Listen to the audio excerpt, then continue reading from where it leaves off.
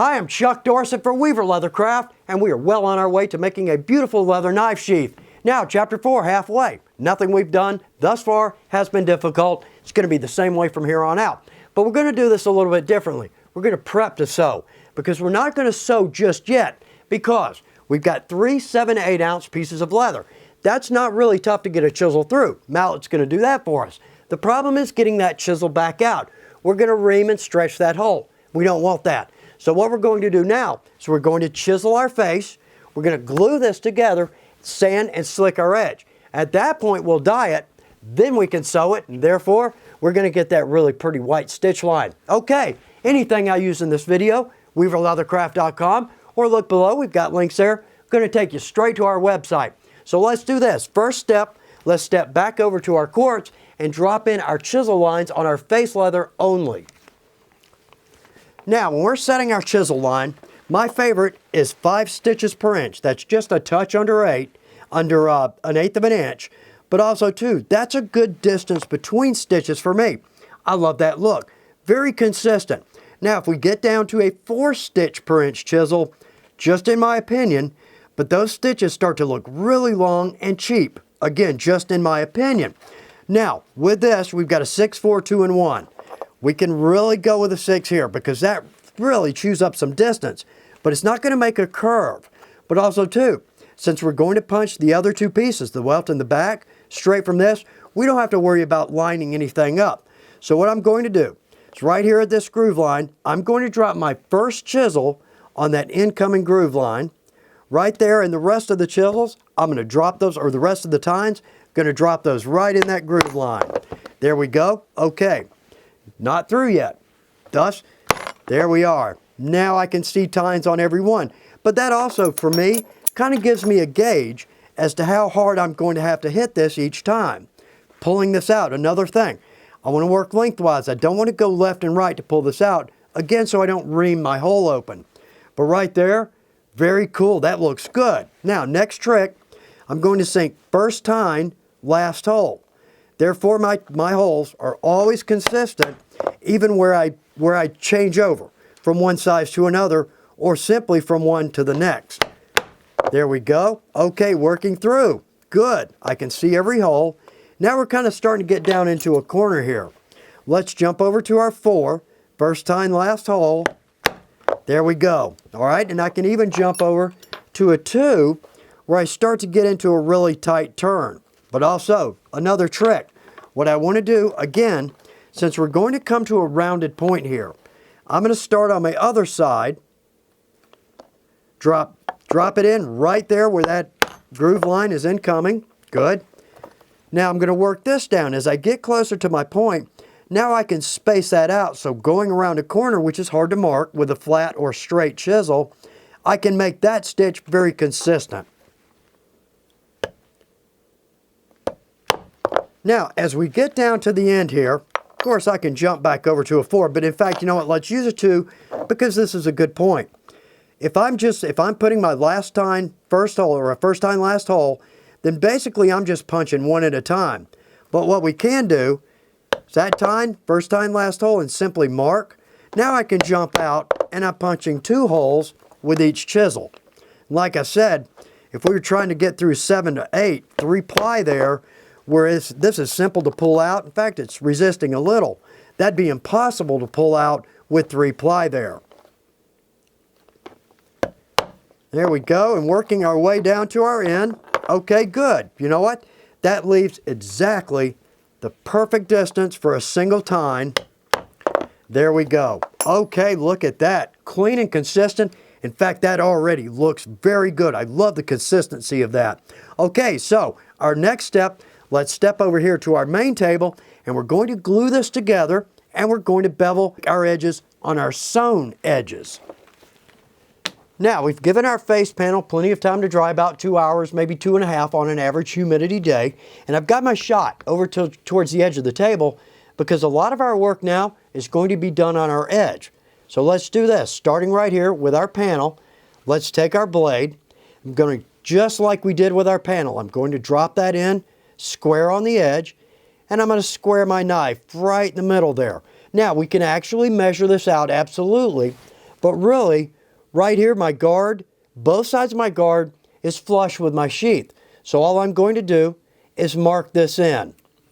And I'm not going to go all the way to the end. We roughly will know where our welt is going to be. So therefore, we'll never see this pin mark. Okay? So there we go. That's easy enough. Now, let's take some barge. We've got S18 and barge, both in my opinion, top notch. What I want to do with this, I'm going to lay this on the edge of my table, and I'm going to drop glue in outside of my blue line. But I'm going to bring that right to my edge, but I need to be careful. Let's don't let this glue wrap around our edge, because that'll leave a light spot later on once the die hits it. But it's easy enough to do if we just hit our edge and brush off. But before we do that, let's back up a little bit, because here's our welt. I'm actually going to lay this in on my welt. So therefore, we'll mark this. We won't be doing this blind. We'll be able to lay that in right there. It's going to fit perfectly. But I've got a top grain here. So before I add glue, what I need to do is sand this down a little bit. I don't need to go hard. I think this is about 120 grit. I don't need to go hard because our glue is simply going to be there long enough to get our stitch line in. But nonetheless, let's rough up that top grain so our glue gets a good bond. And there we go. Like I said, we don't really need much. We just need enough to get that top grain a little roughed up. Okay, so that's ready to go. Now, one thing I did not mention. When we do heavy tooling or heavy stamping, the size of our panel can actually increase. In this situation, not really an issue. But if we are going to do heavy tooling, what we need to do is drop in our tooling and then cut to panel size or cut to pattern size. Okay, so on our face piece, let's do this. We're going to take some barge. I'm going to lay this right on the edge of my table. And with my barge, there we go. All right, I'm simply going to run this right off the edge of my sheath. And I'm going to keep it right along that blue line. Doesn't have to be spot on perfect, but let's do our best to keep it right there. And again, let's get that on our edge without that wrapping around our edge. So I'm going to go down and back up the other side. And there we go, coming around to our end. Easy enough if I don't hit that blue line. No big deal. All right, so clean on the edges. Beautiful. We're going to let this sit for about 10 minutes. All right, let's jump over to our welt. Now here, again, we don't have to be spot on. We're going to trim most of this. But on our inside edge, let's just try to get right up to that edge. That's going to give it, again, a good bond, and roughly out to our edge. And there we go. Okay, coming around the end. And also, too, a nice point here is if we're gluing off the edge of our project, we're not worried about getting glue on our cutting surface here. Therefore, it's not going to transfer over to our project. Okay, so we've got contact cement on both of these pieces. Let's give these about 10 minutes, let those dry, and then we're going to put those together. Okay, we've given this about maybe a little bit less than 10 minutes. So what I'm going to do is lay my face down. Actually, let's flip it this way. And I'm going to drop my welt in. Now, the best part about this, two things. First off, I'm not hitting any holes. I don't have to try to match holes or edges or whatnot. But secondly, too, when we trim this, it is going to be a perfect edge, there we go, along our face. Okay, but let's do this. Let's just lay that in there. Oh, that is nice. That is very clean. In fact, we go right to the edge because I'm going to trim these off. But thus far, that looks very good. Okay, so with our contact cement, there we are. Now, fresh blade always when we're doing this kind of work. So I'm going to trim the throat. There we go. Okay, that looks good. Sticks to me. Now, I'm actually going to use the body as my straight edge.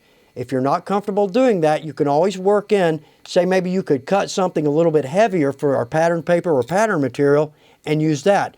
But as long as I keep my blade angle low and a new blade always, that is going to make a perfect cut every time. There we go. Look at that. That looks like it was die cut. Very cool. Okay, so I'm going to trim the end and come back up this side. And trim a little bit off there. Okay, very nice. That looks great. And how easy is that? Okay, now we're going to repeat the process that we started with. right over here, I'm going to hit with glue just about 1/4 of an inch or 3/8 inch inside. And then now here, we don't need to rough because we're going skive to skive. So again, I'll add glue just to my welt and just to the inside of my main panel. All right, there we go. Our face is done. And again, I don't want to get glue on my edge because that'll create a different color when I add my dye. Now, jumping over here, on this piece, I've gone right to the end of the welt. Easy enough.